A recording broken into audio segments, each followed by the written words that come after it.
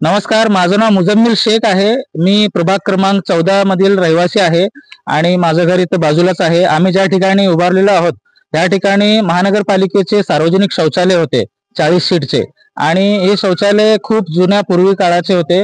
मुस्लिम पातशापेठ येथील नागरिकांसाठी हे बनवले गेलेले होते आणि आता सध्या स्थितीमध्ये सर्वांच्या घरात इथं शौचालय आहे. हर घर शौचालय मोहिमेअंतर्गत सुद्धा सर्व घरांमध्ये शौचालय असल्यामुळे आम्ही या शौचालय पाडण्याकरिता बऱ्याच वर्षापासून मेहनत घेत होतो.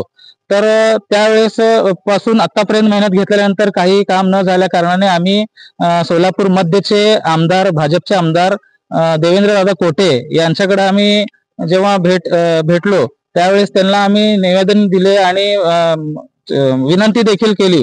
त्यावेळेस देवेंद्रदादा कोटे यांनी आमची निवेदनाची काळजी घेऊन सर्व शहानिशा केली आणि त्याच्यामध्ये आमच्याकडे जनरल बॉडीचे ठराव पास झालेले पत्र होते आमच्याकडे. त्या हिशोबाने त्यांनी आम्हाला सहकार्य केले आणि महानगरपालिकेने हे सार्वजनिक शौचालय पाडकामाचं काम हाती घेतलं आणि पाडकाम करून दिले. ही खूप चांगली गोष्ट आहे आणि हा पाडकामाचं जे काम झालेलं आहे 1 जुलै 2025 रोजी पार पाडलेलं आहे.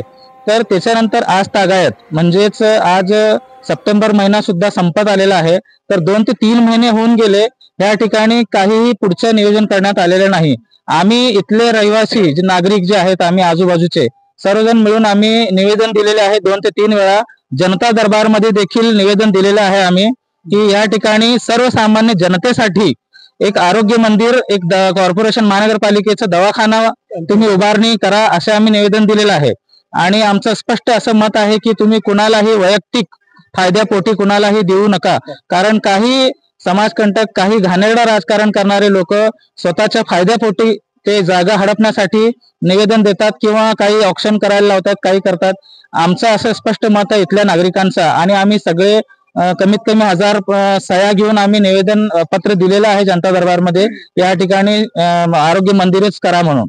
आणि याच अनुषंगाने आम्ही हे काम करत असताना अकुलवार मॅडम यांना पण भेटलो आणि doctor Rakhi Mane madam, Kharalkar madam, आरोग्य अधिकारी आणि त्यांच्या आरोग्य खात्यातले अधिकारी लोकांना पण भेटलो असता त्यांच्याकडून अशी माहिती येत आहे की इथे डेब्रिज अजून पूर्ण हे साफसफाई झालेली नाही आहे आणि हे झाल्यानंतर आमच्याकडे ते आरोग्य मंदिरचं जे रेडीमेडचं हे आहे पूर्ण असं बसवण्याचं जे काम आहे तर त्यांच्याकडे रेडी आहे, पण ती डेब्रिज वगैरे साफ करून दिलेलं नसल्यामुळे त्यांनी अजून वेळ घालवत आहे त्याच्यामध्ये. तर आम्हा नागरिकांची अशी या चॅनलच्या माध्यमातून प्रशासनाला, महानगरपालिका प्रशासनाला आणि सोलापूरचे मध्यचे आमदार देवेंद्रदादा कोटे यांनी आम्हाला ज्या पद्धतीने सहकार्य करून आमचं काम करून दिलेत, अशाच पद्धतीने पुढे पण आम्हाला या ठिकाणी आरोग्य मंदिर उभारण्यासाठी सहकार्य करावे अशी त्यांना मी कळकळीची नम्र विनंती करतो आणि लवकरात लवकर इथे आरोग्य मंदिर